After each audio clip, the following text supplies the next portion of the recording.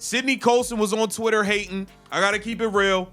Gotta keep it real. We got Cydney Coulson giving the skinny on her experience and the truth on being a teammate of Caitlin Clark, the good, the bad, and the ugly. Let's take a listen to what Cydney Coulson had to say about Caitlin Clark. Cydney Coulson, you got to remember, before Caitlin Clark was drafted, Cydney Coulson was somebody who was kind of hating on her on Twitter while Caitlin Clark was at Iowa. Everyone thought Cydney Coulson left the Las Vegas Aces for more minutes or a bigger paycheck. But what if that's completely wrong? What if Coulson's move to the Indiana Fever wasn't about basketball at all? What if it was about faith and building something deeper? The truth behind this decision flips the entire narrative around Caitlin Clark and the supposed anti-Clark sentiment across the league. Stay here, because once you understand why Coulson called this move a literal calling, every headline about the Fever will look different. What has it been like, getting to know her, her humor, and seeing firsthand all that's coming her way? Cydney Coulson later joined Caitlin Clark on the Indiana Fever, and maybe some things changed. Let's take a listen. It was cool being on a team with her, getting to see her in another light. Was really cool, I think. Before we move on, I'd like to ask you a small favor. If you appreciate this content, please take a second to like this video and subscribe to the channel. Over 98% of you watch the videos without subscribing.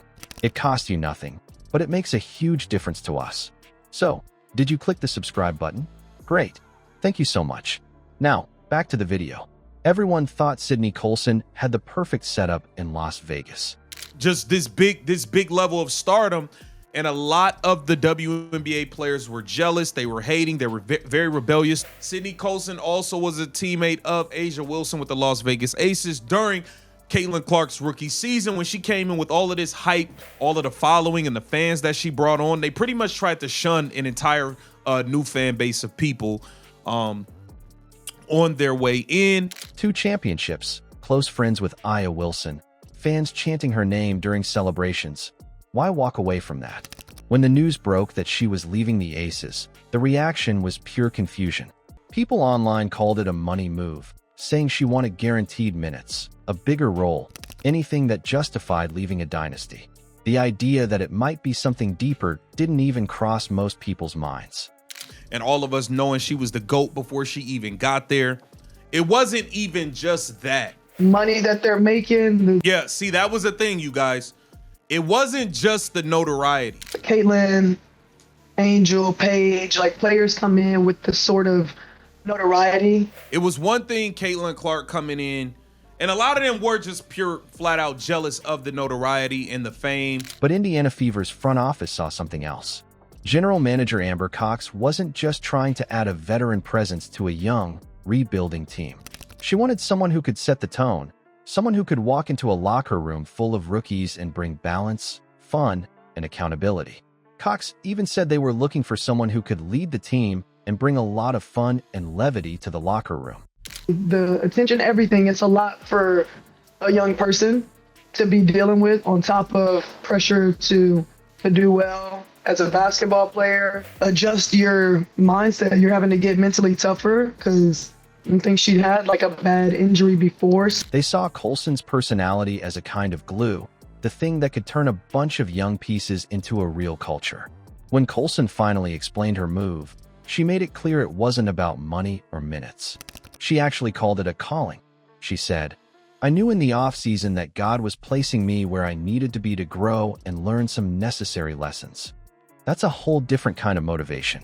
She admitted that she felt pushed to get uncomfortable, that the idea of being in Indiana was something she didn't expect but couldn't ignore. The Fever were still rebuilding, but they were also about to welcome one of the most talked about players in the country, Caitlin Clark. She coming in with $28 million Nike deals. They ain't even seen her play against us yet. She got all these State Farm commercials. She getting all these millions. Let's just keep it real. A lot of these women, they have been making less than $100,000 playing in the WNBA. You see this, the money aspect played a major part as well into why some of these veteran WNBA players was hating and was so jealous. And Coulson stepping into that mix almost felt intentional, like she was walking straight into the storm to help guide it. Because once she arrived in Indiana, that's when her real battle began, standing beside Clark and facing the league's noise head-on. When Caitlin Clark joined the WNBA, the talk around the league wasn't about her jump shot or court vision. It was about the attention. Some fans said veterans were jealous. Others claimed the WNBA wasn't ready for the kind of spotlight Clark brought. Social media made it sound like there were two sides, the new wave versus the old guard. But inside the Indiana Fever, Cydney Coulson wasn't buying that story. She called Clark's influence nuts and special, and instead of acting distant, she welcomed the chaos that came with her. Colson saw the way fans were showing up from all over the country, how the building felt different, how the energy was growing every game. Good to be able to see like a lighter side of her. You know, I think especially, unfortunately, when she was injured. When Clark went down with an injury, everyone wondered if she'd fade out of the spotlight. Colson made sure that didn't happen. She'd been through her share of tough recoveries and knew how quiet it can get when you're off the floor.